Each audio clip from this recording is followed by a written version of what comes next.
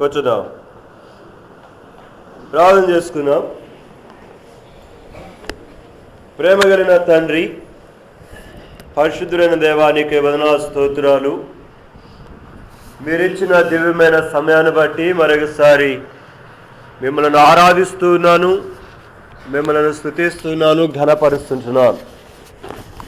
ఈ చక్కని సమయంలో మరొకసారి మా కొరకే కొట్టబడిన మీ శరీరం, మీ రక్తములో పాలు పంపులు పొందడానికి కొరకైనా తగిన యోగ్యత నాకైతే లేదు. ప్రభా, నీ వాక్యము ద్వారా సరిచేసుకొని చక్కబరుచుకొని ఆ ప్రభు పరిశుద్ధమైన ఆశీర్వచనపు పాత్రలోనిది ప్రభా నేను పాలు పొందడానికి కొరకే నాకు సహాయం చేయి. ప్రతివాడు తనను తాను పరీక్షించుకొని మీరు చెప్పారు. కాబట్టి ఎవరినో నేను పరిశీలించడం కాదు, నన్ను నేను పరిశీలించుకొని పరీక్షించుకొని పరిశోధించుకోవడానికి సహాయం చేయి. ఆ విధంగా నా జీవితాన్ని సంధించి చక్కబరిచి యోగ్యమైన విధానముగా సిద్ధపరిచాను. చేరి వచ్చిన మమ్మల్ని అందరూ కూడా జ్ఞాపకం చేసుకుంటున్నాం. నీ దగ్గర చేతులుగా అప్పగించుకుంటూ, ఇంకా కొంతమంది రాలేదు, వాళ్ళు పొలాలకు వెళ్ళారో మరి ఎక్కడికి వెళ్ళారో నాకు తెలియదు. ఏదేమైనప్పటికీ వారిని మీరు దర్శించండి ప్రభా, సంధించండి. నీకు అప్పగించుకుంటూ బలహీనుడైన నన్ను కూడా జ్ఞాపకం చేసుకుంటున్నాను. కీర్తన 141 చరణం ప్రకారముగా నా నోటికి నా పెదవులకు ప్రభ మీరు కాపు పెట్టండి. వందనాలు చెల్లిస్తూ నా ప్రభును నా రక్షకుడునైనా యేసుక్రీస్తు ప్రభు వారి యొక్క శక్తిగలైన ఉన్నత నామమున వందనములు చెల్లించి ప్రార్థిస్తున్నాను తండ్రి, ఆమేన్.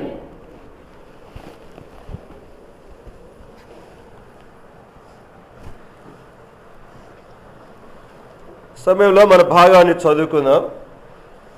అపోస్తలుడైన పౌలు ఫిలిప్పీ సంఘానికి రాసినటువంటి యొక్క పత్రిక 12వ చరణం మనం అందరం కలిసి చదువుకుందాం.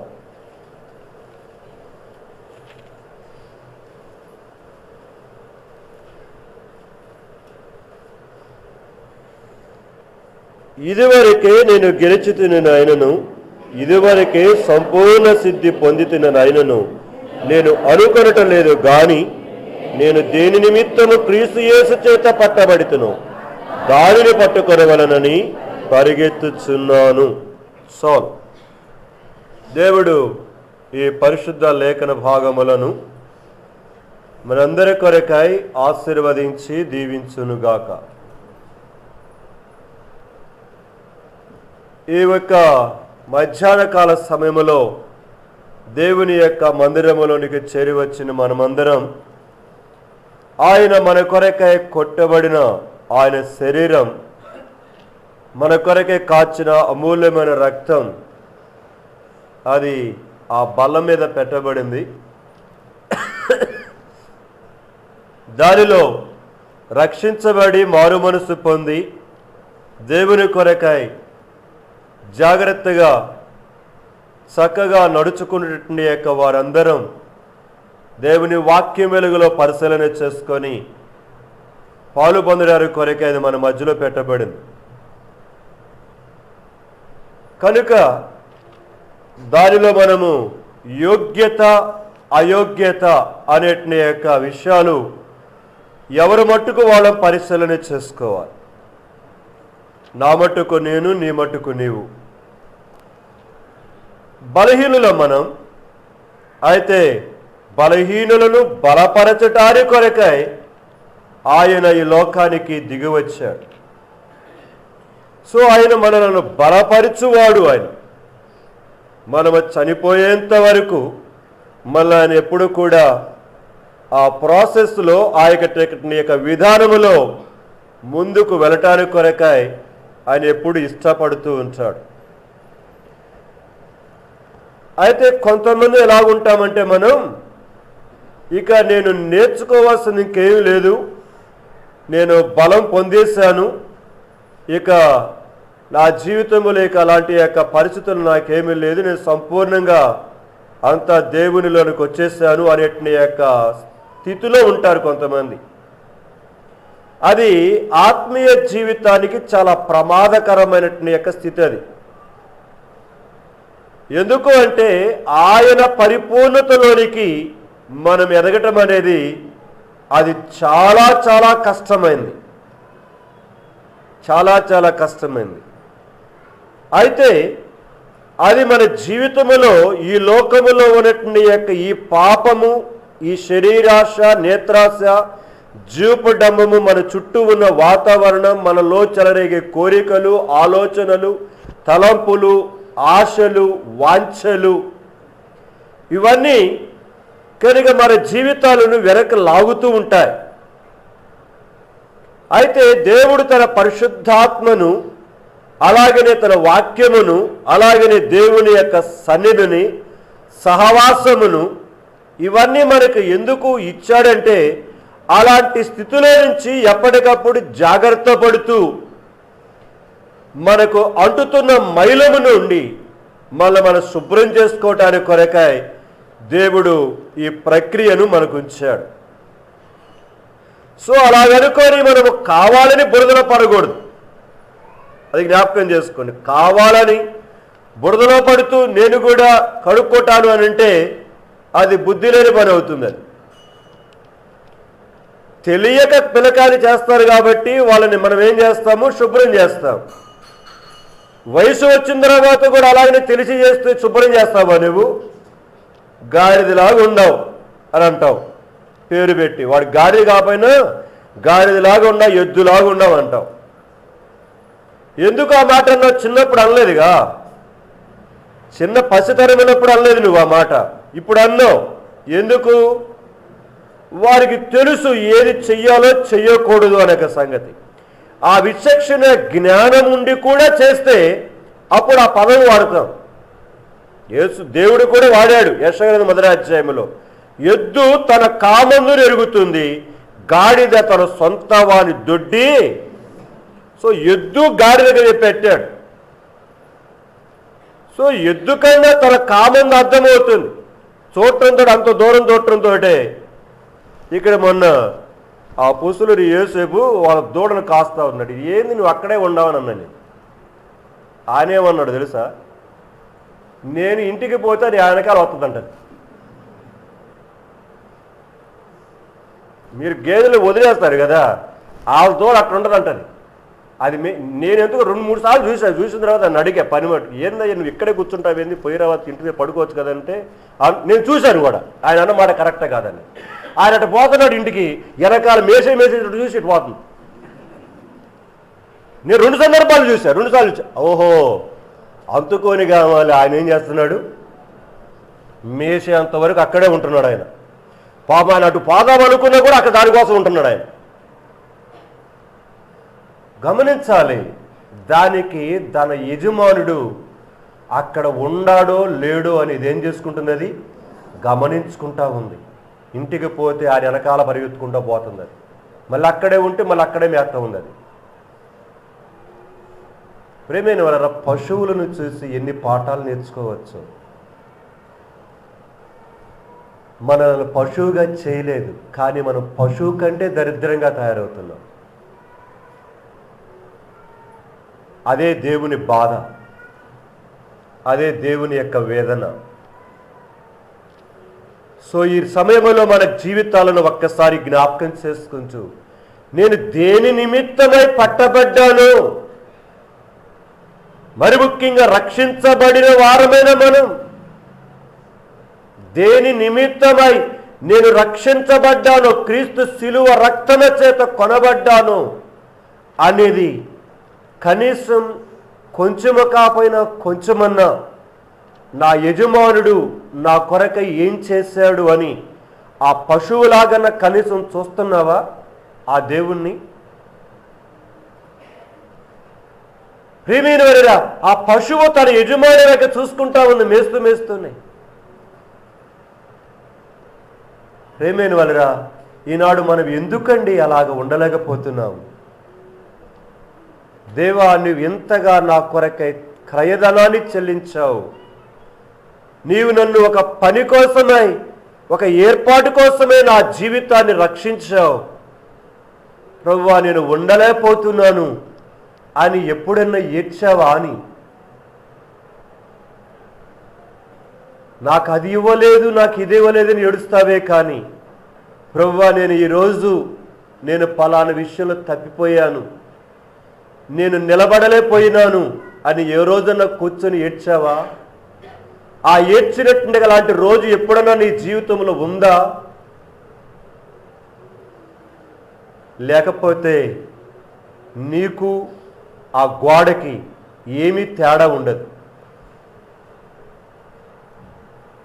అదేదో చెప్తారు కదా, దున్నపోతు మీద నీళ్ళు ఎన్ని పోసినా కూడా దున్నపోతే మన వేపలు వేసాడు, 2 దున్నపోతులు భయంకరంగా కొట్టుకుంటున్నాయి, భయంకరంగా. ఆ బజారు మొత్తం ఖాళీ చేసిపోయినారంట. ఆ ఏ ఇంట్లోకి వచ్చి పడుతుందో తెలియదు అంటది. కథ చెప్పట్లేదు నేను, జరిగిన విషయమే. మన సోమవారం ఎప్పుడు జరిగింది, ఎక్కడో ఆ ఊరి పేరు మర్చిపోయిన. ఆ 2 దున్నపోతులు కూడా వేసాడు బొమ్మలో. ప్రేమైన వాళ్ళరా, జ్ఞాపకం చేసుకోవాలి, దేవుని సన్నిధిలో దేవుడు నీ కొరకే నా కొరకాయ తన ప్రేమను వెల్లడిపరుచుచు ఆ అద్భుతమైన ఆ శ్రేష్టమైన అంతస్తులోనికి ఎదగటానికి కొరకాయ దేవుడు నీ ఎడల నా ఎడల తన ప్రేమను చూపిస్తున్నాడు. నేను అదే ఇందాక కూడా చెప్పాను. మీ ఇంటిలో ఉన్న నీ అత్త, మీ మామ, మీ ఇంటిలో ఉన్న మీ అమ్మ, నాన్న నీ పిల్లలకు చక్కగా స్నానం చేయించి వాళ్ళని వారితో పాటు మందిరానికి తెస్తే నీకు ఇంకా తీరలేదు కదూ? ఓ కోడలా, ఓ కూతురా, తీరలేదు కదా ఇంకా నీకు? మా కోడలకు పని పట్టకూడదని, మా కూతురి పని ఎక్కువ కాకూడదని నీ మీద ప్రేమ కలిగిన ఆ పెద్దవాళ్ళు వాడిని స్నానం చేయించుకొని తీసుకొని వస్తే నీకు తీరుబాటుగా చక్కగా 2వ మెసేజ్కి వచ్చి కూర్చున్నావు కదూ? నేనేమనాలి ఇప్పుడు? ఆ దున్నపోతున్న బెస్ట్, అర్థమైందా? కనుక నేను అంటున్నానని బాధపడవాకండి, బైబిల్లో రాయబడిన మాట నేను చెప్తుంది, అదన్నా బెస్ట్. అలాగనుకొని మిమ్మల్ని దున్నపోతులని నేను అంచలేదు. ప్రియమైన వారా, జ్ఞాపకం చేసుకోండి, ఏమిటిది, ఎందుకు నా జీవితంలో ఇలాగ అయిపోతున్నాను అనేది ప్రశ్న ఒక్కసారి వెనుదిరిగి చూసుకోవటానికి ప్రయత్నం చేయండి. నేను దేని కొరకై యేసు ప్రభు నమ్ముకున్నాను, దేని కొరకై బాప్తిస్మలో పాల్గొన్నాను? నా ఇష్టాన్ని నెరవేర్చుకోవటానిక, దేవుడి చెప్పినది చేయటానిక? ఈనాడు క్రైస్తవత్వం బాగా పతనావస్థలోకి వెళ్ళిపోయిన స్థితిగతులలో ఉంటున్నాం. కొంతమందికి ఏ మాత్రమే కానీ అస్సలు మార్పే కనబట్టలేదు వారిలో. కొంతమందికి కొన్ని ఇంటిలో ఉన్న ఆటంకాలను బట్టి అప్పుడప్పుడు కొంచెం నిర్లక్ష్యం కనబడుతూ ఉంది. ఏదో కొద్దిమంది మాత్రమే దైవ సంబంధంగా దేవుని కొరకై సిద్ధపడేవారుగా కనబడుతున్నారు. ఆ కొద్ది మందిలో ఉన్న సంఘములో ఉండకపోతే నీవు మందిరానికి వచ్చి పోతున్న ద్వారా నీకు ప్రయోజనం ఉండదు. కాబట్టి ఆ విషయాలను మరొకసారి జ్ఞాపకం చేస్తూ నేను వాక్యంలోకి వెళ్ళిపోతున్నాను. సో దేవుని సన్నిధిలో గత 3 వారాల నుంచి నా దృష్టిని మరొక దాని వైపు తీసుకొచ్చాడు. దానిని మీ మధ్యలో పంచుకుంటున్నాను. ఏంటిది ఆ అంశం గుర్తుందా? ఏందో నన్ను నువ్వు చెబుతా ఉన్నావు, మేము వింటున్నాము, కనుక మొత్తం పోతుంది ఎటుపాటు గాలి కొట్టుకొని. ఏం చెప్పాను? మొన్న వచ్చినట్టుగా సేవకుడు ఏం చెప్పాడు చెప్పండి? ప్రాముఖ్యమైన అంశం 2 రోజులు 3 పూటలు చెప్పాడు. ఏం చెప్పాడు చెప్పండి? ప్రాముఖ్యమైన అంశం ఏంటిది? క్రీస్తు యేసునకు కలిగిన ఈ మనసు. అది కూడా లేదు మన మనసులో కదా, ఆ ఒక్క మాట కూడా లేదు. ఇంకేముంటుంది మన బతుకులు? ఎన్ని మీటింగులు పెట్టుకుంటే సుఖం? అందుకని భోజనాలు క్యాన్సిల్ చేసింది నేను. అర్థమైందా? పెడతాం ప్రభు చిత్తమైతే రాబోయేటువంటి యొక్క సంవత్సరాల్లో, సంవత్సరానికి 3 సార్లు 4 సార్లు పెడతాం. మనలో పని చేయనప్పుడు ఎందుకండి వచ్చేసి వెళ్ళిపోయి ఆహా ఓహో అనుకుంటే ఏం సుఖమండి?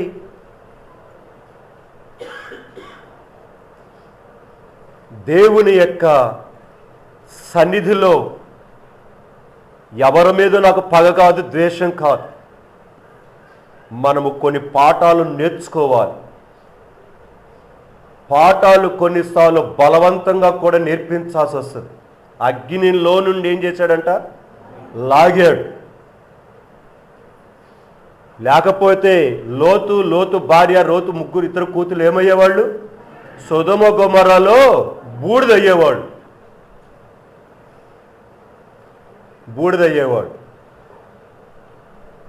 సో కాబట్టి కొన్నిసార్లు బలవంతంగా కొన్ని విషయాలు మీ మీద చేయవలసి వస్తుంది. కారణం ఏంటంటే మీ మేలు కోసమే, కొన్ని పాఠాలు నేర్చుకోవటానికి. అందుకని కొన్నిసార్లు కఠినమైన పదాలు వాడబడేది కూడా మిమ్మల్ని ఏదో దరిద్రులను లేకపోతే చెడ్డవాళ్ళు చేయడానికి కొరకు కాదు. కాబట్టి దేవుని సన్నిధానములో దేవుని బిడ్డలమైన మనం ఆయన చేతిలో చాలా ప్రశస్తమైన వారం, ఆయన దృష్టిలో చాలా ప్రశస్తమైన వారం. ఆ విషయాన్ని ఎప్పుడు మర్చిపోవద్దు. ఒకవేళ నా హృదయములో మీ మీద, సంఘం మీద ఏదైనా సరే ద్వేషభావముతో నేను ఏదైనా కానీ చేస్తే మోషేలాగా నేను కూడా శిక్షించబడతా. ద్రోహులారా అన్నాడు. ఆ ఒక్క మాటకే కానాను జీవితంలో తను ప్రవేశించలేకపోయాడు. ఆ ఒక్క మాటే కానానులోనికి అడుగు పెట్టలేకపోయినాడు మోషే. సో నేను అదే చెప్తున్నాను మీకు నేను. సో సంఘం విషయంలో దేవుడు స్వరక్తమిచ్చి సంపాదించిన సంఘ విషయంలో నాకంటూ ఒక బాధ్యత ఇచ్చాడు దేవుడు. నా భుజాల మీద ఆయన పెట్టాడు ఒక భారం. నేను కాదనుకున్న మోయాల్సిందే, అది మోపినవాడు ఆయన. సో కాబట్టి ఈ విషయాలలో దేవుని సన్నిధిలో దేవుని బిడ్డలమైన మనం మన వ్యవహార శరీర విషయంలో జాగ్రత్తగా ఉండటానికి కొరకే ప్రయత్నం చేద్దాం. కనీసం ప్రయత్నం. దేని కొరకైతే ప్రభువా నువ్వు నా జీవితాన్ని లోకములో మీరు రక్షించుకొని నీ యొక్క సంఘములోనికి చేర్చుకున్నావు, ఆ సంఘములో ఉన్న నేను నా మరణ పర్యంతన వరకు నిలిచి ఉండులాగును నాకు సహాయం చేయని ప్రార్థన చేసుకో. నా దినభాగం ఈరోజు యావేలు గ్రంథం ఒక మాట, యావేలు గ్రంథం 2వ అధ్యాయం, దానియేలు గ్రంథం తర్వాత హోషే గ్రంథం, హోషే గ్రంథం తర్వాత యావేలు గ్రంథం ఉంటుంది. అది యావేలు గ్రంథం 2వ అధ్యాయము చివరి చరణం చదువుతారు ఒకరు. యెహోవా సెలవిచ్చినట్లు సియోను కొండ మీదను యెరూషలేములోను తప్పించుకొనిన వారందరూ శేషించిన వారిలో యెహోవా పిలుచువారు కనబడుదురు. ఆ దినమున యెహోవా నామమును బట్టి ఆయనకు ప్రార్థన చేయు వారందరూ ఆ దినమున. సో ఆ దినమున నువ్వు ఎలాగుండబోతున్నావో నాకు తెలియదు. ఈ దినమున ఎలాగున్నావో నాకు తెలియదు. ఆ దినమున యెహోవా నామమును బట్టి ఆయనకు ప్రార్థన చేయువారు అందరూ రక్షింపబడుదురు. ఈనాడు దేవుని నామమును బట్టి ఆయనకు ప్రార్థన చేసేవారవగా దానవగా ఉన్నావా? గత రాత్రి మనం చూసాం 37 కీర్తన 4 తీయాల్సిన పనిలే. యెహోవాను బట్టి సంతోషించువారు. ఆయన అట్టి వారి యొక్క హృదయములో ఉన్న వాంఛను తీరుస్తాడట. ఎవరిని బట్టి నువ్వు ఆ సంతోషములో ఉన్నావు? ఎవరిని బట్టి ప్రార్థన చేస్తున్నావు? దేనిని బట్టి ప్రార్థన చేస్తున్నావు? పరీక్షించుకో. యెహోవా నామమును బట్టి ఆయనకు ప్రార్థన చేయు వారందరూ, యెహోవాను బట్టి సంతోషించు వారందరూ.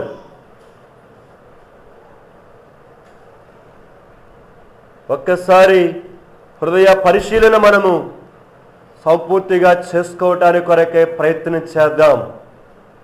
ఈరోజు యవనస్తుడా, యవనస్తురాలా, నీవు దేనిని బట్టి సంతోషిస్తూ మీటింగ్ రాలేకపోయావు? దేనిని బట్టి సంతోషిస్తున్నావు బజారులో? దేవునిని బట్టేనా? దేనిని బట్టి సంతోషిస్తూ వారకుడికి రాలేకపోయావు? దేనిని బట్టి సంతోషిస్తూ ప్రార్థన చేయలేకపోయినావు సంఘములోకి వచ్చి? దేనిని బట్టి దేవుని సువార్తలో పాలుపొందలేకపోతున్నావు?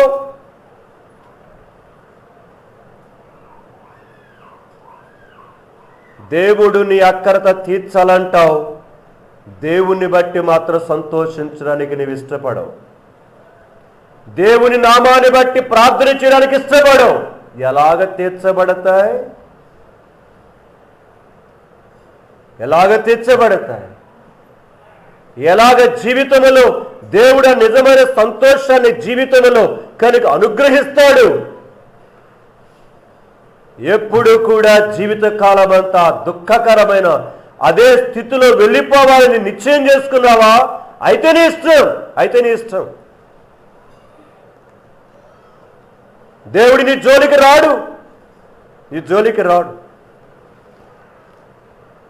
సో దేవుని సన్నిధిలో దేవుని బిడ్డలమైన మన జీవితాలను వ్యక్తిగతంగా ఎప్పటికప్పుడు పరీక్షించుకుందాం. ప్రభు, నీవు నన్ను నీ శ్రేష్టమైన కుమారుడిగా, కుమార్తెగా చేసుకున్నావు. ఈ గ్రామములో కరిగా, ఈ బజారులో, మా బంధువులలో, మా కలిగిన వారిలో ఎవరికి లేని యోగ్యత నాకు అంటుకట్టావు, నువ్వు అనుగ్రహించావు. దానిని నేను నిలుపుకోవటానికి నాకు సహాయం చేయి. అందుకని చాలాసార్లు చెప్పాను, రక్షణ ఉచితమే, రక్షణ ఉచితమే. రక్షణను కాపాడుకోవటము నీ చేతిలో ఉంది, నా చేతిలో ఉంది. ఉచితంగానే దేవుడు రక్షించాడేది కనుక ఆడుతూ పాడుతూ తిరుగుతూ ఉంటే సంపూర్తిగా రక్షించబడవు. ఒకరోజు రక్షించబడ్డావు, రక్షించబడుచు ఉన్నావు, రక్షించబడబోచు ఉన్నావు. ఆ మూడవ ప్రక్రియలను ఉండాలంటే దేవుడిచ్చిన రక్షణను మన జీవితంలో జాగ్రత్తగా ఏం చేయాలి? కాపాడుకోవాలి. మీరు చూసే ఉంటారు, చదువుకునే పిల్లలు 400 మీటర్స్ రిలే రన్నింగ్ ఉంటుంది. ఎంతమంది చూశారు? చేతులు ఎత్తండి. 400 మీటర్స్ రిలే కనుక రన్నింగ్ ఉంటుంది. చేతులు చూసిన వాళ్ళు చేతులు ఎత్తండి. ఏం చూడలేదా మరేదా సార్? కుర్రాళ్ళు చూస్తుంటారు కొంతమంది. ఎలాగుంటుందో తెలుసా? చెప్తున్నాను మీకు ఉదాహరణ. అంటే ఇప్పుడు ఇది వచ్చినప్పుడు అది నాకు గుర్తుకొచ్చింది. అందుకని పరిగెత్తేవాడు 4 ఉంటారు. 400, 400, 400. ఇది ఒక రేస్ ఉంటుంది. తర్వాత 400లో 4 నిలబడతారు. 100కు ఒకరు ఉంటారు, మరొక 200లకు ఒకరు ఉంటారు, 300 తర్వాత ఒకరు ఉంటారు. ఇప్పుడు మొదటి నుంచి స్టార్ట్ అవుతాడు ఒకడు. జాగ్రత్త వినండి. మొదటి నుంచి స్టార్ట్ అవుతాడు. వాడు 100 మీటర్ల పరిగెత్తిన తర్వాత, అయితే ఆ 100 మీటర్ పరిగెత్తిన తర్వాత వాడి చేతిలో స్టిక్ ఉంటుంది. జ్ఞాపకం చేసుకుని, వాడి చేతిలో ఏముంటుంది? కర్ర ఉంటుంది ఒకటి.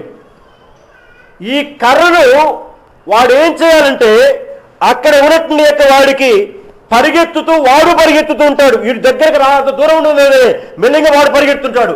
పరిగెత్తుతూ వచ్చిన వాడు ఒకటి లైన్లో ఉన్నవాడు ఆ కర్ర వాడికి ఇవ్వాలి.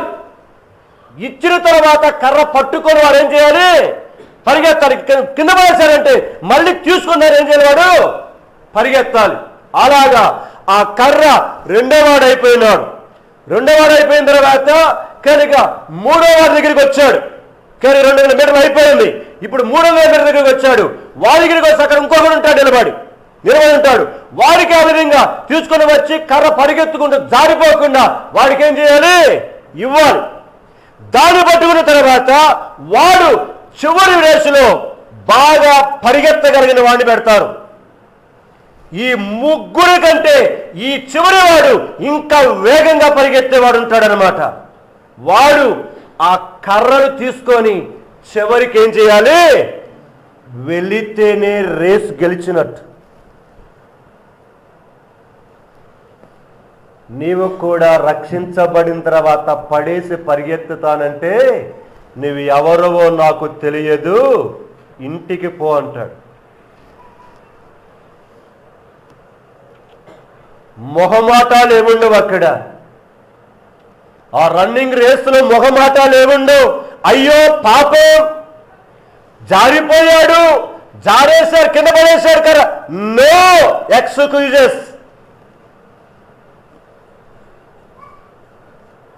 కాబట్టి జాగ్రత్త, జాగ్రత్త. రక్షించబడిన దేవుని యొక్క సన్నిధిలో ఆ దినములలోనే ఎక్కడో పడేశావు నీ స్టిక్ను, నీ కర్రను. మోషేతో అంటున్నాడు దేవుడు, మోషే నీ చేతిలో ఏంటిది? కర్రయ్యా,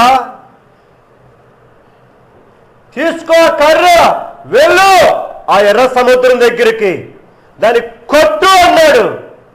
అదే కర్ర ఆ ఎర్ర సముద్రాన్ని ఏం చేసింది? దేవుని యొక్క మాటను విని 2 పాలు చేసింది సముద్రాన్ని. అది చూడటానికి సామాన్యమైన కర్రే. మోషే పడే కింద అంటే ఆ కర్ర పడేస్తే పాము అయిపోయింది. ప్రియమైన వాళ్ళరా, ఎన్ని రకాల కార్యాలు జరగబడ్డాయి. జాగ్రత్త. దేవుడు నీకు నాకును కూడా రక్షణ ఇచ్చాడు. నువ్వు పరిగెత్తేటప్పుడు నీ చేతులు అది పెట్టాడు. దానిని అంతము వరకు ఏం చేయాలి? పట్టుకొని చివరి వరకు తీసుకుని రావాలి. నేనెక్కడో పడేశాను, పడిపోయింది, దయచేసి క్షమించు ప్రభువా అంటే కుదరదు. అక్కడ కుదరదు. ఇంకా చాలా ఉన్నాయి అలాగ చూసుకోవాలనుకుంటే. జావలిన్ త్రో ఉంటుంది ఆట. జావలిన్ త్రో కర్ర ఉంటుంది చేతిలో.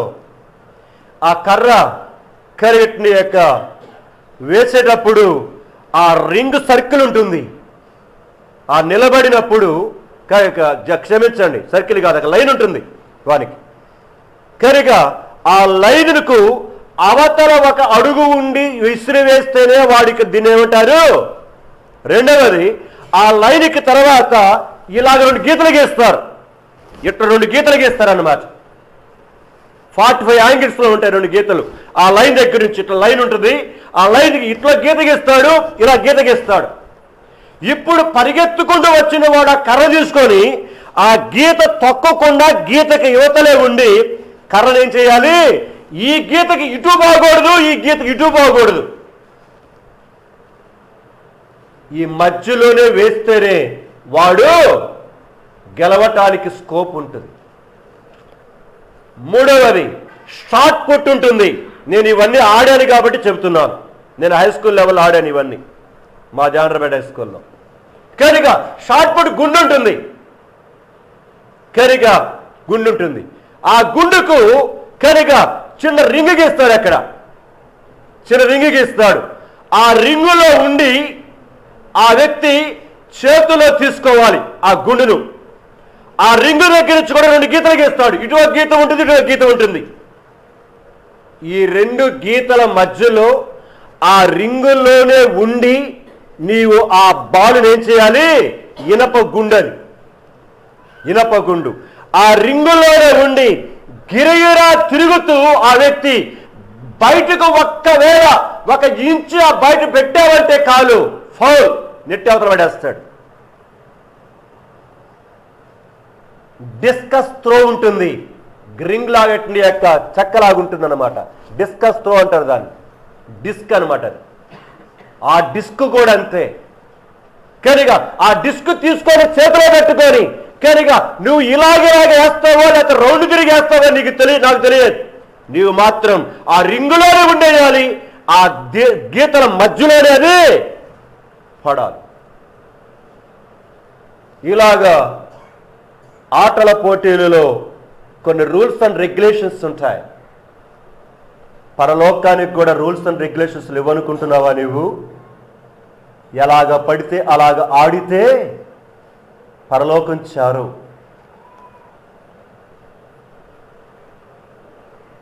కనుక దేవుని యొక్క ప్రేమ మనలను వెంటాడుతూ ఉండగా, ప్రభు నేను దేని కొరకైతే నీ చేత నేను రక్షించబడ్డాను దానిని నేను పట్టుకోవటానికి కొరకై పరిగెత్తడానికి కొరకై నాకు సహాయం చేయి.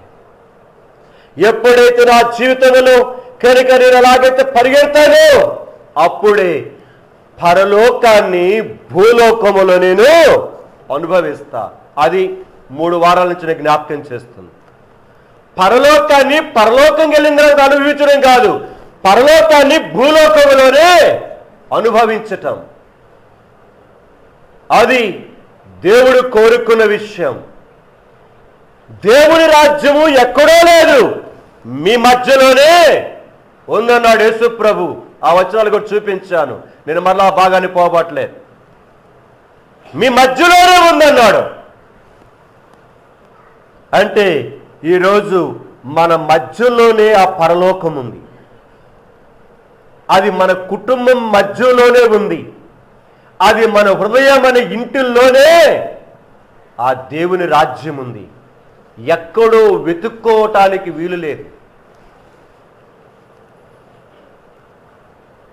ప్రేమైన సహోదరి సహోదరుడా, కాబట్టి దేవుడు ఆ పరలోకాన్ని, ఆ దేవుని యొక్క రాజ్యపు యొక్క అనుభవాన్ని, ఆ అద్భుతమైన యొక్క స్థితిని మనము భూలోకములోనే అనుభవించడానికి కొరకై ఆ పరలోకపు యొక్క దేవుడు మన కొరకై కావలసిన విషయాలన్నీ కూడా మన అందుబాటులో అన్నీ ఉంచాడు, అందుబాటులో ఉంచాడు. కనుక దేవుని సన్నిధిలో నిన్న సాయంకాలం నా దగ్గరికి ఇద్దరు వచ్చారు, చింతపల్లిపాడు దగ్గర నుంచి. ఆ సహోదరుడు వాళ్ళ కూతురు అక్కడ ఇంకోళ్ళు ఇస్తే 5 సంవత్సరాలు నేను అక్కడ ఉన్నప్పుడు ఎప్పుడు కూడా వచ్చి మందిరానికి వచ్చేవాడు. అతనితో పాటు ఇంకో తమ్ముడు కూడా వచ్చాడు. ఆ తమ్ముడు ఏమన్నాడంటే 2-3 ప్రశ్నలు అడిగాడు నన్ను. ఇంతకుముందు కూడా వచ్చాడు ఆ తమ్ముడు, కనుక ఆనందం తీసుకొని వచ్చినట్టున్నాడు. అప్పుడు వాళ్ళ బంధువే. నేను వచ్చాడు మీ ఇంటికి. ఆ తమ్ముడు అడిగాడు నిన్న ప్రశ్న అడిగాడు. ప్రశ్న అడిగితే నేను అదే చెప్పాను, తమ్ముడు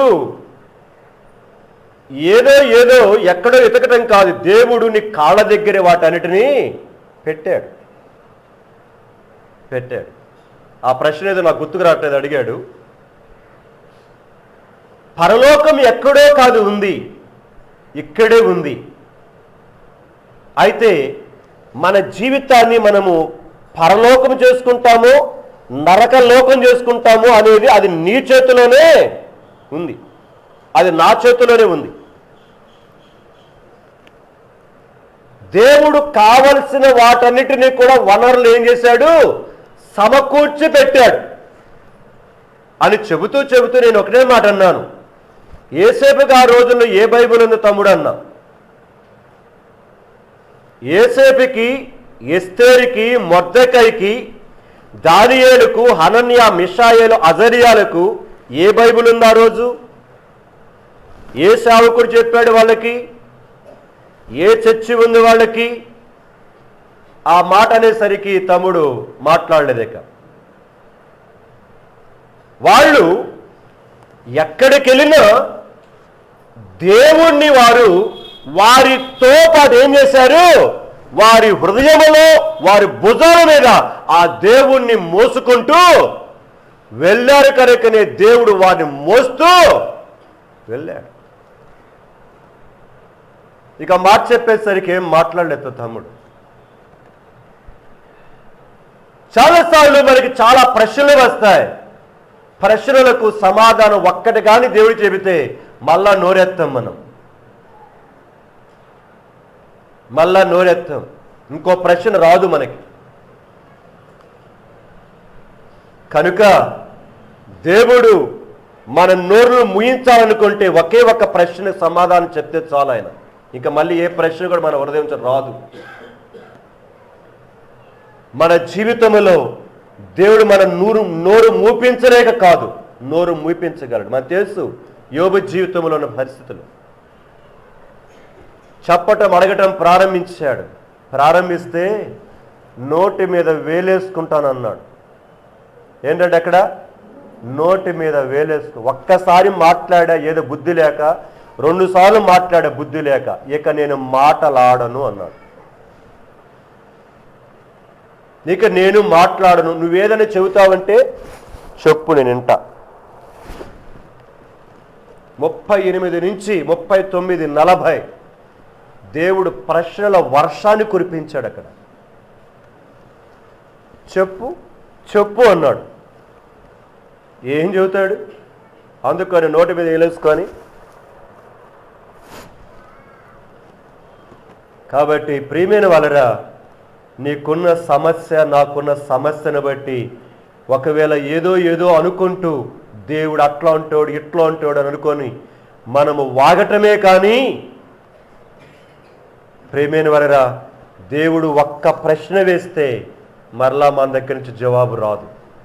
కాబట్టి ఆయన ఏర్పరిచిన ఆ మార్గములో దేని కొరకైతే రక్షించాడో రక్షించినట్టుగా ఆ ఉద్దేశము కొరకై జీవిస్తూ పరలోకాన్ని చచ్చిన తర్వాత కాదు, చావక ముందే భూలోకములో ఉండగానే పరలోకాన్ని ఏం చేద్దాం?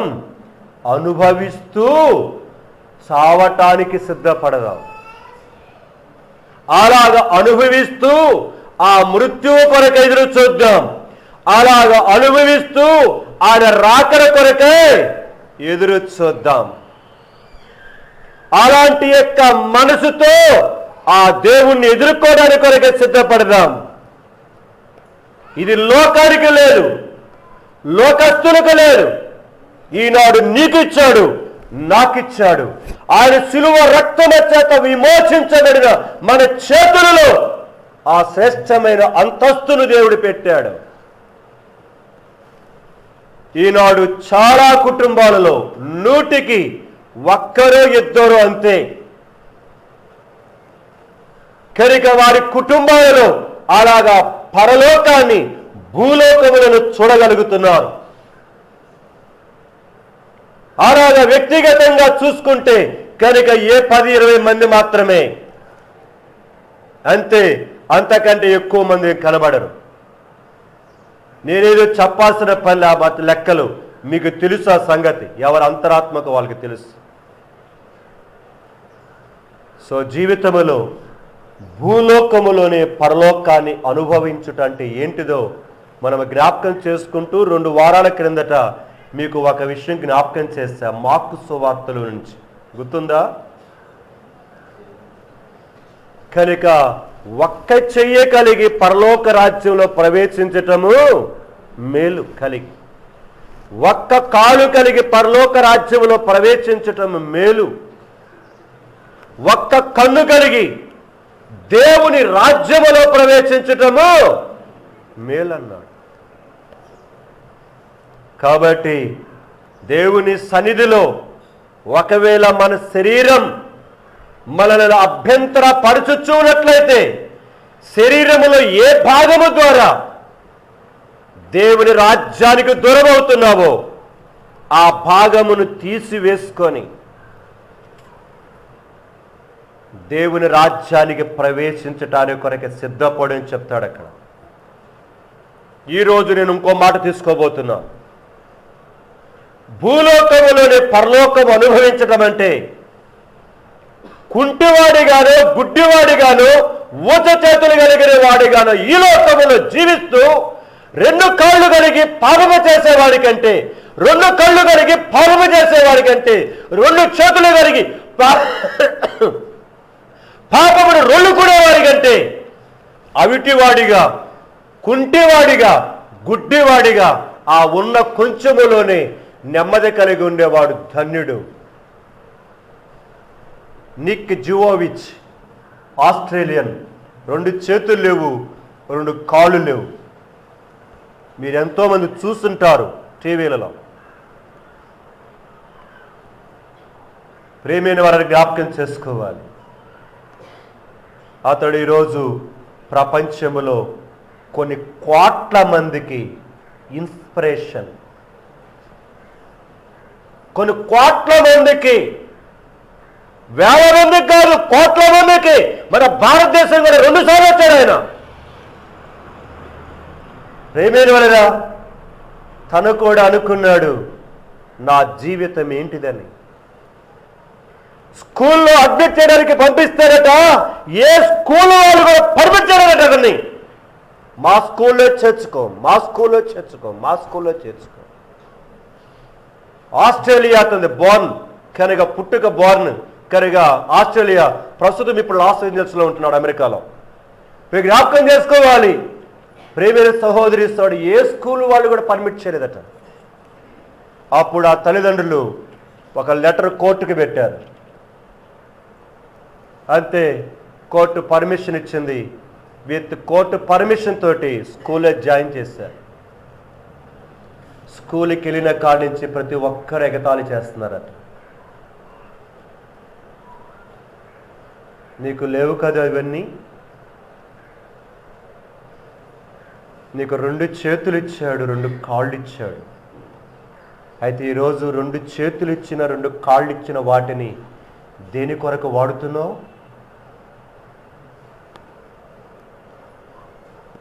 ఎన్నో రకాల నిందల గుండా వెళ్ళాడు. 2 చేతులు 2 కాళ్ళు లేకపోయినా స్కూల్లో టాపర్ అంట అతను. ఏ స్కూల్లో అయితే నిరాకరించాయో, తృణీకరించాయో, అదే స్కూల్లో ఉన్నతమైన స్థితిలో ఉండేవాడట చదువులో. ఈరోజు ప్రపంచంలో కొన్ని కోట్ల మందికి ఆదర్శప్రాయముగా దేవుడు వాడుకుంటున్నాడు. ఈరోజు కనీసం నీ ఫ్రెండ్స్కు నీ దేవుని చూపిస్తున్నావా? కాళ్ళు ఉండి చేతులుండి, కాళ్ళు ఉండి చేతులుండి కనీసం దేవుని మందిరానికి వస్తున్నావా? నీ జీవితంలో మందిరానికి రాలేకపోయినా 2 కాళ్ళు కానివ్వండి నరకంలో పడడానికంటే వాని వలె నరకంలో పడకుండా పరలోకంలో పడని కొరకాయ 2 కాళ్ళు తెగబడటని కొరకాయ మంచిది కదూ.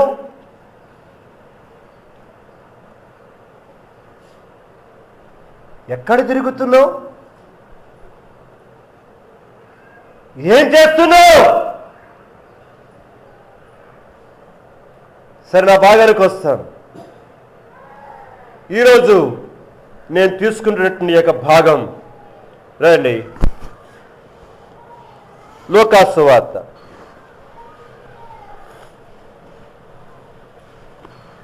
లూకాసు సువార్త లేదా మార్కు సువార్తకి వెళ్దాం, అక్కడ కూడా ఉంది. మార్కు సువార్త 10వ అధ్యాయం. వాక్యం వినేటప్పుడు జాగ్రత్తగా వినండి. అది అప్పుడు లోపల పని చేస్తుంది. లేకపోతే ఏం చెప్పామో ఏందో మాకు తెలియదు, అంత అయోమయం గందరగోళంగా ఉంటుంది. జాగ్రత్తగా వింటే అంత బుర్రలోకి ఎక్కుద్ది. మార్కు సువార్త 10వ అధ్యాయం 23వ చరణం చదువుతున్నాను నేను. 23.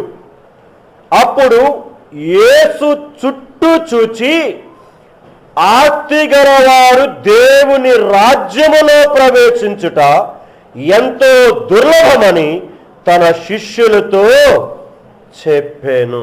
ఇదిగో దేవుని రాజ్యం ఇక్కడ జ్ఞాపకం చేయబడుతుంది. భూలోకములోనే పరలోకాన్ని అనుభవించటం అంటే ఏంటిదో మనం ఇది 4వ వారంగా చూసుకుంటున్నాం. మరి ఇది ఎన్ని రోజులు కొనసాగుద్దో నాకు తెలియదు. తర్వాత ఆ టాపిక్ మళ్ళీ వస్తాం. 2వ కొరింథీ 6 మొదటి వచనం చూసారా? అది కనుక అక్కడ పెట్టామట్లా. దాని తర్వాత వస్తాం దాని దగ్గరికి.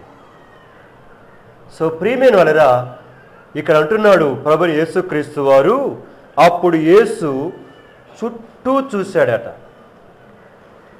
ఆయన ముందు వెనకాల, ఆయన కుడి ప్రక్కన ఎడం ప్రక్కన చుట్టూ ఉన్న వారిని చూసి మాట్లాడుతున్నాడు.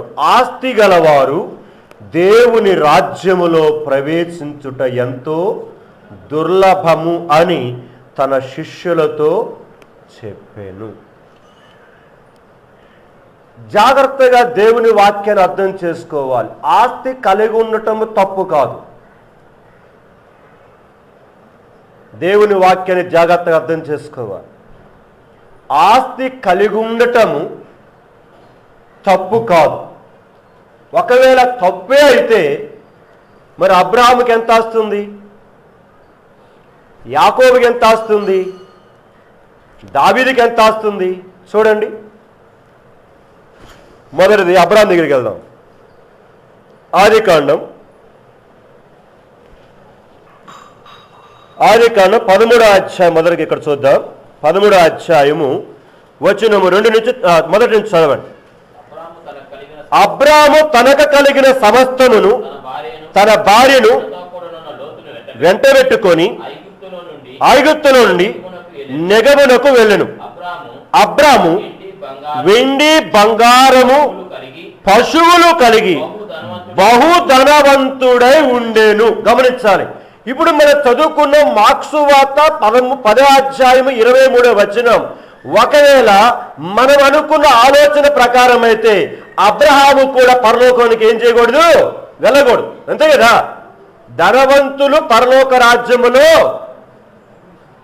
ప్రవేశించరని యేసు ప్రభు అన్నాడు కదా. కాబట్టి ఇప్పుడు అబ్రహాం కూడా ఏం కాకూడదు, ఏమన్నా అన్నాడు అక్కడ, బహుధనవంతుడట, బహుధనవంతుడు.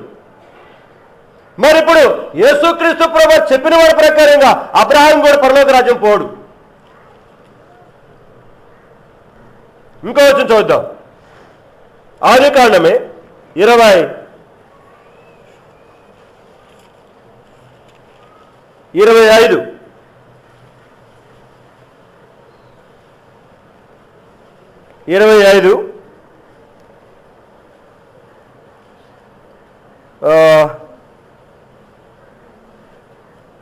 5వ వచనం నుంచి, అబ్రహాము తనకు కలిగినది యావత్తు ఇస్సాకుకి ఇచ్చెను.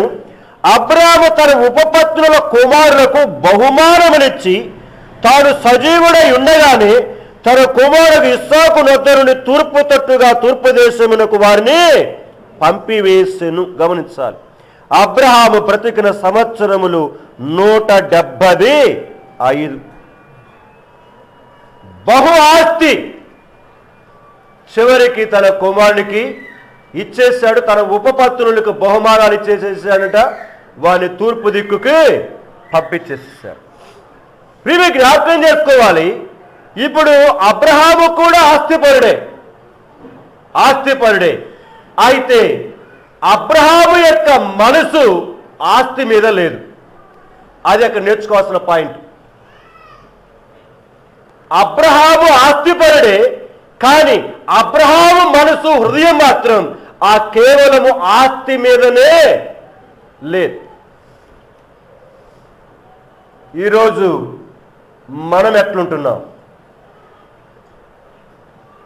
లేదని ఎట్లా చెప్పగలము అని మీరు నన్ను అడగచ్చు. చూద్దామా ఒక భాగము. ఆదికాండం 14వ అధ్యాయం.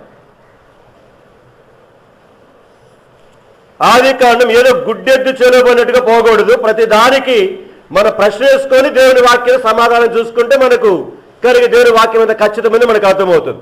14వ అధ్యాయం. ఇప్పుడు వాళ్ళు సొదొమ రాజులను వారందరూ కూడా జయించుకొని బయటకు వచ్చిన తర్వాత ఇప్పుడు 20వ వచనం నుంచి చదవండి ఒకరు. 14-20 నుంచి. నీ శత్రువులను నీ చేతికి అప్పగించిన సర్వోన్నతుడగు దేవుడు స్తుతింపబడుగాక అని చెప్పెను. అప్పుడు అతడు అన్నిటిలో ఇతనికి 10వ వంతు ఎవరికి ఇచ్చారు? అబ్రహాము మెల్కీసెదెకుకు ఇస్తు అన్నిటిలో 10వ వంతు ఇచ్చాడు. ఆ చదువు కిందకి రా. మనుషులను నాకిచ్చి ఆస్తిని నీవే తీసుకోనమని అబ్రహాముతో చెప్పగా, అబ్రాము నేనే అబ్రామును ధనవంతునిగా చేసేదని నీవు చెప్పకున్నట్లు ఒక నూలు పోగును చెప్పులు వారేనను నీ వాటిలో ఏదైనాను తీసుకొనని ఆకాశమునకును భూమికి సృష్టికర్త యొక్క సర్వోన్నతుడికి దేవుడు నేను యెహోవా ఎదుట నా చెయ్యెత్తి ప్రమాణము ఒక్క నూలు పోగు అక్కర్లేదు నీ డబ్బులు నాకు.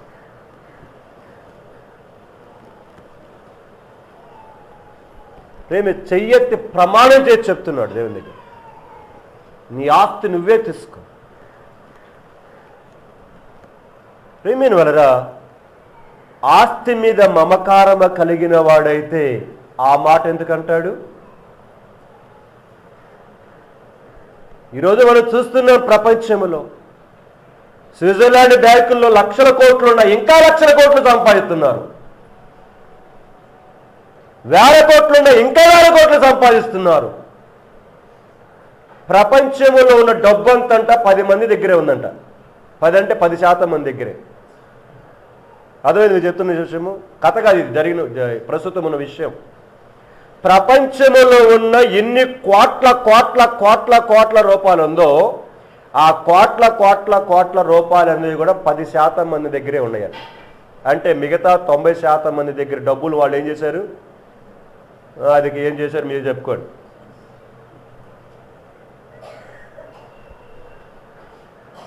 ప్రేమైన వలరా అందుకనే ఈరోజు ఒక అతని యొక్క జీవితాన్ని గురించి రాశాడు పేపర్లో.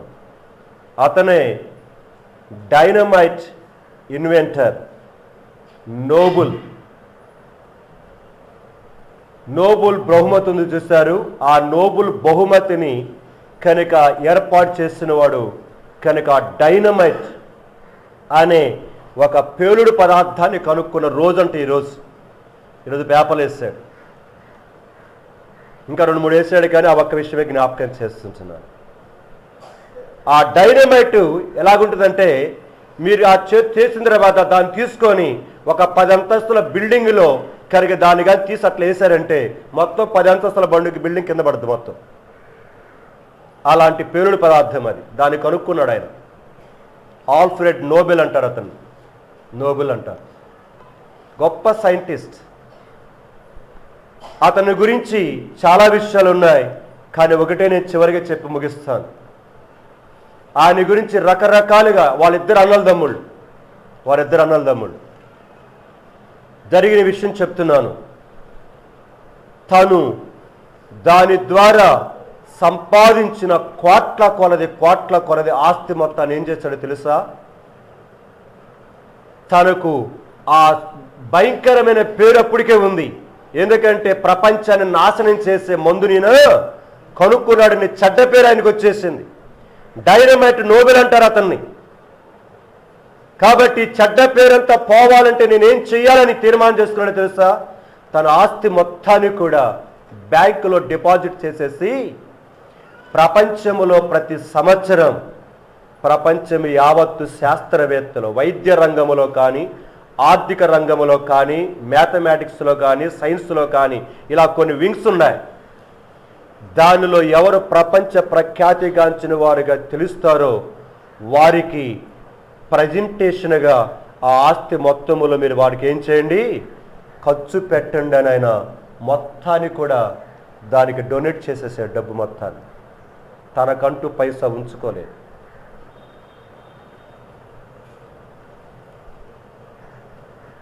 కథనని చెప్పట్లేదు, జరిగిన వాస్తవం. మొన్ననే 1 నెల కిందట నోబెల్ ప్రైజెస్ ప్రకటించారు. భౌతిక శాస్త్రంలో, రసాయనిక శాస్త్రంలో, వైద్యములో, మ్యాథ్స్లో, ఆర్థిక రంగంలో రకరకాలుగా 5 రంగాల్లో ప్రకటిస్తారు ప్రపంచంలో.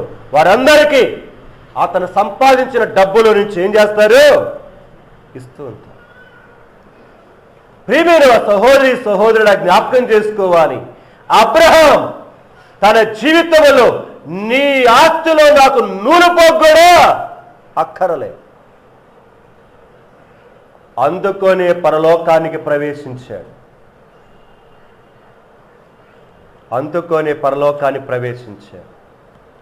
కాబట్టి యేసుక్రీస్తు ప్రభువారు అన్న మాట, ధనము ఉండటము తప్పు కాదు, కానీ ధనము మీదనే మన మనసు ఉండటం, ధనము ఎక్కడికి వెళితే అక్కడికే మన అడుగులు వెళ్ళటం, దాని కొరకే ప్రభు దినమైన, దాని కొరకే ఇంకేమైనా, దాని కొరకే ఇంకేమైనా మన జీవితంలో విడిచిపెట్టుకొని పోతూ ఉంటమే, అదే అదే భూలోకములో నరకాన్ని అనుభవించటం అంటే.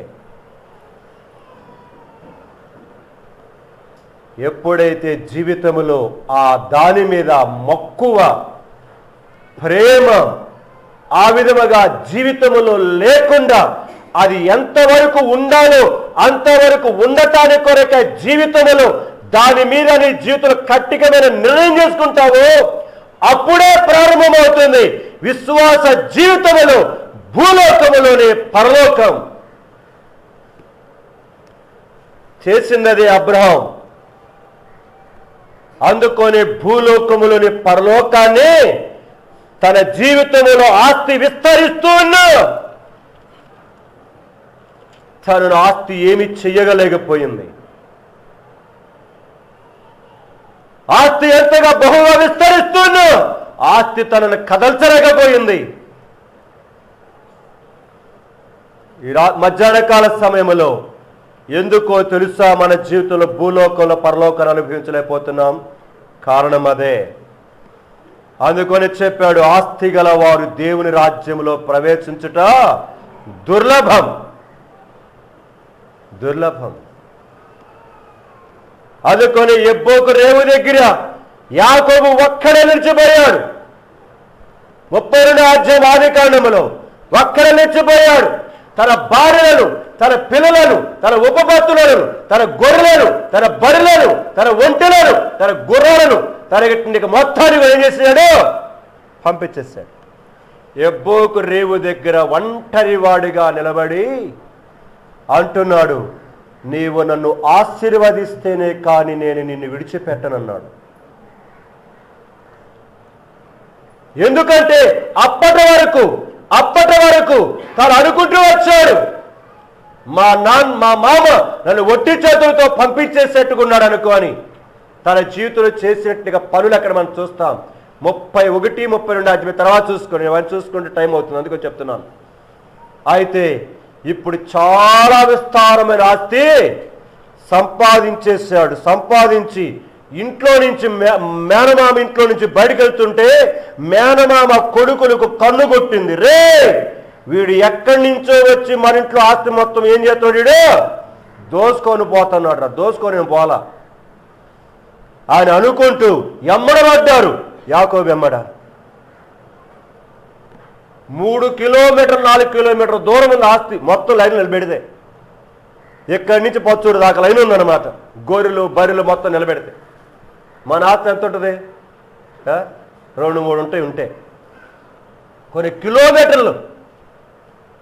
అందుకని మీరు చూస్తే 32వ అధ్యాయములో నేను ఎందుకు చెప్పానంటే ఆ మాట, అంత దూరములో ఉండగానే తన అన్న వస్తూ ఉంటే పరిగెత్తుకుంటూ వెళ్ళి 7 సార్లు సాగిల పడి ఏం చేశాడట, ఇక్కడొకసారి మళ్ళీ కిలోమీటర్ మళ్ళీ అక్కడ ఒకసారి. అప్పుడు ఆయన అన్నాడు, అన్నయ్య ఆ ముందు పంపిస్తేవే వాళ్ళందరూ ఎవరన్నాడు. అప్పుడు చెప్పాడు, అదంతా నా మరి అదంతా ఆశీర్వాదం కాదా? కాదనేగా ఎబ్బోకునేవి దగ్గర కూర్చున్నాడు అయ్యగారు. సో ప్రియమైన వాళ్ళరా, జ్ఞాపకం చేసుకుందాం దేవుని సన్నిధానములో కనుక నాకు మొదటి భాగం, నా దినభాగం హోషేయ గ్రంథంలో అదే మాట ఉంటుంది. చూస్తారా? హోషేయ గ్రంథం ఇక్కడ 32వ అధ్యాయంలో ఉన్న మాట అక్కడ ఉంటుంది. అయితే ఇంకొంచెం బలముగా రాస్తాడు అక్కడ. హోషేయ గ్రంథం 11వ అధ్యాయం, క్షమించండి 12వ అధ్యాయము వచనము 3 నుంచి చదువుతారా? తల్లి గర్భమందు యాకోబు తన సహోదరుని మడిమ పట్టుకొనిను, మగసిరి గలవాడై అతడు దేవునితో పోరాడెను, అతడు దూతతో పోరాడి జయమొందెను. అతను కన్నీరు విడిచి అతను బతిమాలెను. బేతేలులో ఆయన అతనికి ప్రత్యక్షమాయెను. అక్కడ ఆయన మనతో మగసిరి. ఆ మాట భలే ఉంటుందండి చదువుతుంటే. పరిశుద్ధాత్మ దేవుడు చక్కగా భలే రాయించాడు అన్నమాట. మగసిరి కలిగిన మగవాడి వలె. ఈ మధ్యాహ్నం ఇదే మాట నిన్ను గురించి నువ్వు చెప్పుకో. కొన్నిసార్లు అంటుంటారు లోకములో కోపం వచ్చినప్పుడు, నువ్వు మగాడవైతే రారా అంటుంటారు. అర్థమైందా? అయ్యొద్దులేండి. అర్థమైందా? అక్కడ చూపిస్తాను నేను మొగాడిని కాదా, ఆ రోషాలు వద్దు. అవి కాస్త ఇక్కడ పెట్టండి. అక్కడ పెడితే తగలబడతారు, ఇక్కడ పెడితే ఆశీర్వదించబడతారు. మగసిరి కలిగిన మగవాడి వలె దేవునితోనూ దేవుని దూతతోనూ పోరాడి గెలిచెను.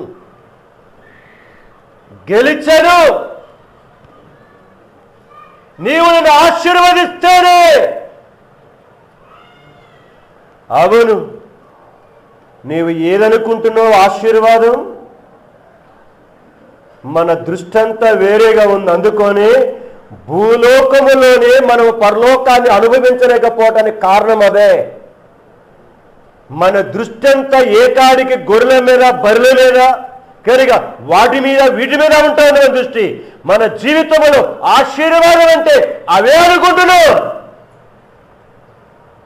అందుకొని మన జీవితంలో అన్ని కలిగి ఉండి కూడా మనం పరలోకాన్ని భూలోకములో అనుభవించలేకపోతున్నాం. కారణం అదే. ఈ మధ్యాహ్న కాల సమయంలో దేవుని మందిరంలో కూర్చున్నవో నా ప్రియమైన సహోదరుడా, మనగా వ్యక్తిగతంగా పరీక్షించుకుందాం. ధనవంతులు దేవుని రాజ్యములో ప్రవేశించుట దుర్లభం. ధనము మీద మనసు పెట్టుకున్నవాడు, ధనము మీద నమ్మకం ఉంచుకున్నవాడు, ధనము మీద ఆశ కలిగి పరిగెత్తేవాడు ధనమే అని ఉదయం వెలిగించినటువంటి రాత్రి పడుకోబోయే వరకు ఆలోచన కలిగి దేవుని సహవాసాన్ని, ప్రార్థనను, కుటుంబ ప్రార్థనను, ప్రభు దినాన్ని కూడా పోగొట్టుకొని దాని వెనకాల పరిగెత్తే వారి జీవితంలో పరలోకాన్ని అనుభవించలేవు. అదిగో యాకోబులాగా చేయగలిగితేనే కానీ ఆ దేవుని ఆశీర్వాదము చేత నీవేం చేయబడతావు? చౌతారా ఒక వచనం గుర్తుకొస్తుంది. సామెతల గ్రంథం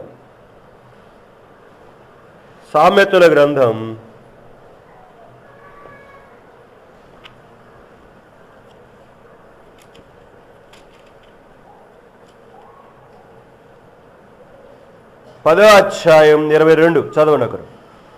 సామెతలు 10:22. యెహోవా ఆశీర్వాదము ఐశ్వర్యమిచ్చును, నరుల కష్టము చేత ఆ ఆశీర్వాదము. పరిగెత్తే వాళ్ళు ఈ ఒక్క వచనం మనసులో పెట్టుకోండి. ఎప్పుడెప్పుడు ఈ ఒక్క వచనం మీ మనసులో పెట్టుకోండి. ఎప్పుడు కుటుంబ ప్రార్థన లేకుండా వాక్యం చదువుకోకుండా మందిరానికి రాకుండా ప్రభు దినాలు కూడా ఎగరగొట్టి ఏదో సంపాదిద్దామని పోతా ఉంటేవే, ఇక ఈ వచనం గుర్తుపెట్టుకోండి మనసులో. చాలా క్లియర్గా రాశారు ఇక్కడ. మళ్ళీ చదువుతున్నాను. యెహోవా ఆశీర్వాదము ఐశ్వర్యము. నాతో చెబితే మంచిది అందరు. యెహోవా ఆశీర్వాదము ఐశ్వర్యమిచ్చును, నరుల కష్టము చేత ఆ ఆశీర్వాదము ఎక్కువ కాదు. అంటే అర్థం ఏంటిది? నరుల కష్టము చేత ఆ ఆశీర్వాదం తక్కువ అవుతుందని అర్థం. ఉన్నది ఊడ్చుకొని పోద్దని అర్థం. అది మీ ఇష్టం, ఏం చేస్తారో మీ ఇష్టం. ఇక నువ్వేరో ఇంకా సంపాదించాలనుకోని ప్రబోధనము లేదు, ఆరాధన లేదు, పాలు లేదు జీవితంలో పరిగెత్తున్నా పరిగెలేసింది కానీ దేవుని వాక్యం అంటున్నాడు, ఆ ఆశీర్వాదం ఎక్కువ కాదు కదా, తగ్గిపోదు.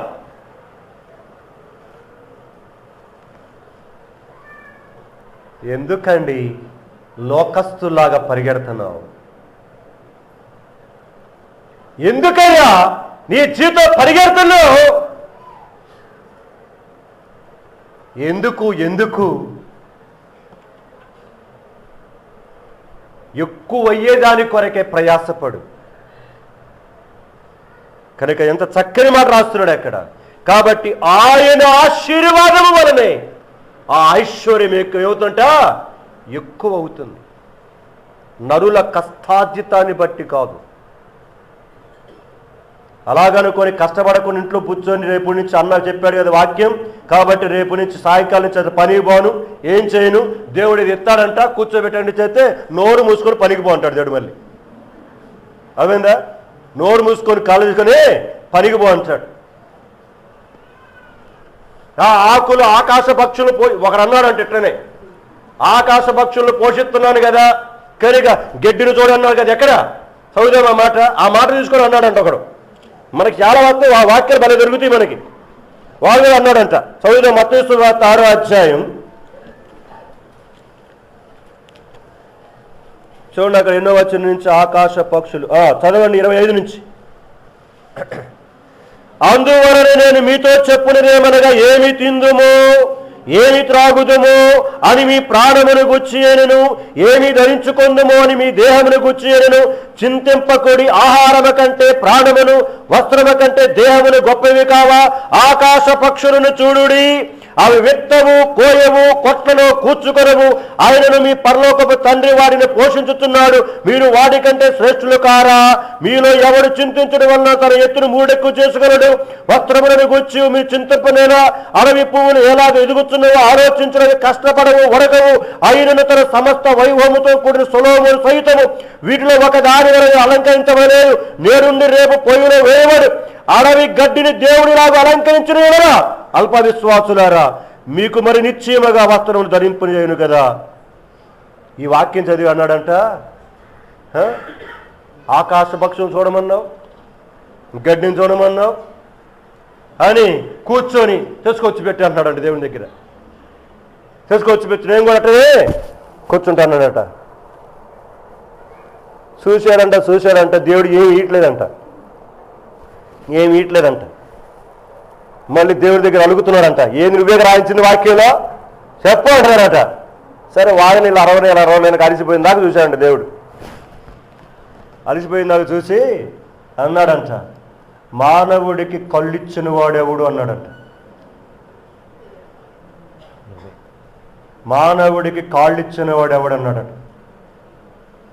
మానవుడికి చేతులు ఇచ్చేవాడు నువ్వే ప్రభు, ఎందుకు ఇచ్చాను అన్నాడట. కూర్చొని తినటానికి గుర్రంలాగా.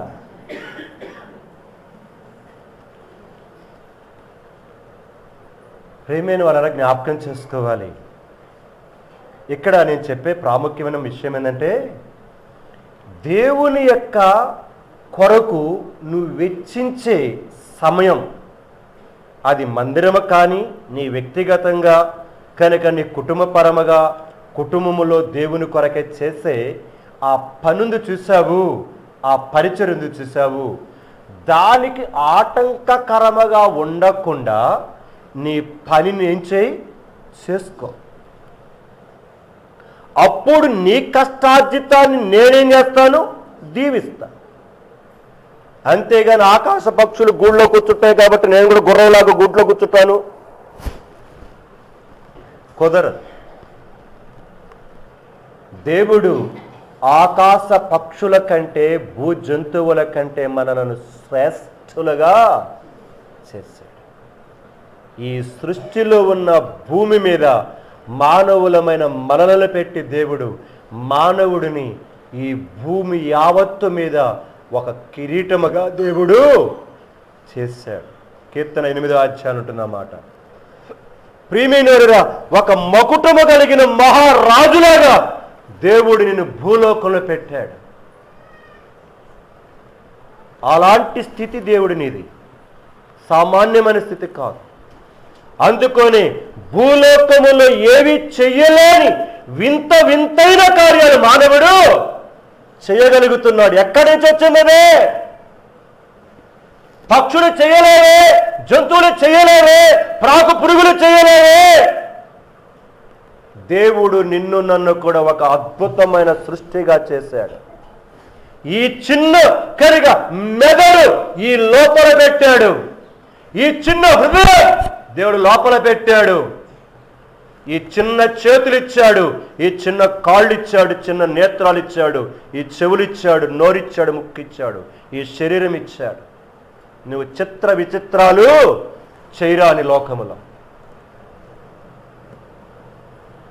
ప్రేమైన వలరా జ్ఞాపకం చేసుకోవాలి. అందుకని కొన్ని వస్తువులు మానవుడు తయారు చేసినవి చూస్తూ ఉంటే ఎంత ఆశ్చర్యంగా ఉంటుందో కదా.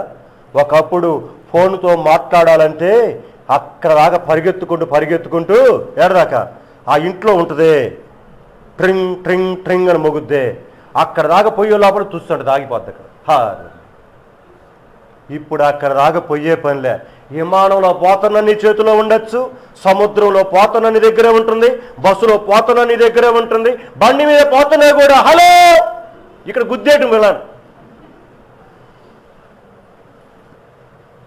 ప్రేమైన వరరా, నీవు ఎక్కడి నుంచి ఎక్కడికైనా ప్రపంచంలో క్షణాలలో మాట్లాడవచ్చు.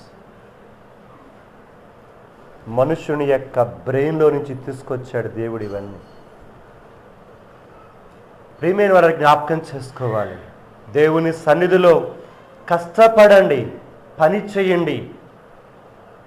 అయితే ఆ ఆస్తి సంపాదించాలి అనే తలంపు నుండి సాధ్యమైనంత వరకు ప్రభువా నీవు నా జీవితంలో ఈరోజు ఇంతవరకే ఇచ్చావు, నేను ఇంతటితో తృప్తి చెందుతా, నీ పనిని నేను పోగొట్టుకొని పోను, నీ సన్నిధిని పోగొట్టుకొని నేను పోను అని తీర్మానం చేసుకొని దేవుని కొరకు రోషం కలిగి జీవిస్తే ఆ కలిగిన కొంచెములోనే దేవుడు పరలోకపు యొక్క ఆనందాన్ని అనుభవించే స్థితిని నీకు దేవుడు ఇస్తాడు. నేను ముగిస్తున్నాను, టైం అయిపోయింది. సో ధనవంతులు దేవుని రాజ్యములో ప్రవేశించటము దుర్లభం.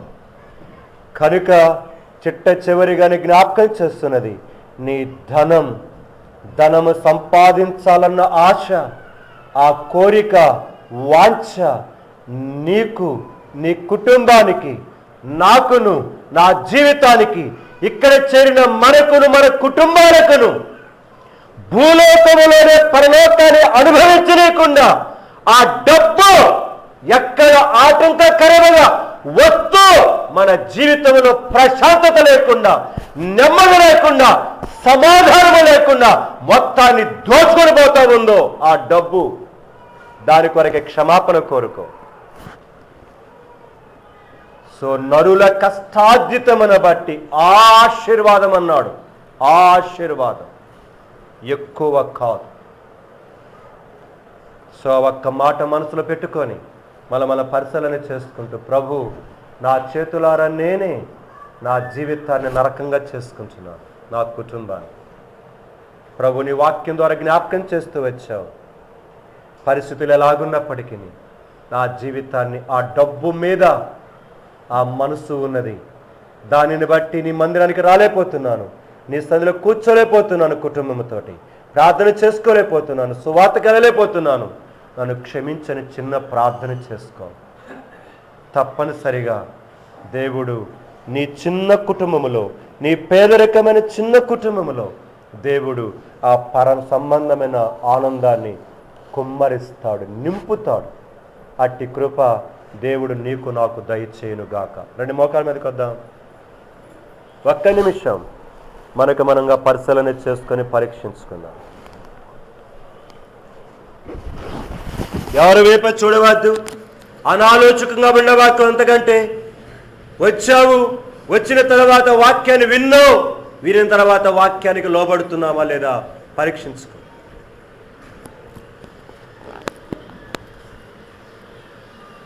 సరి చేసుకో.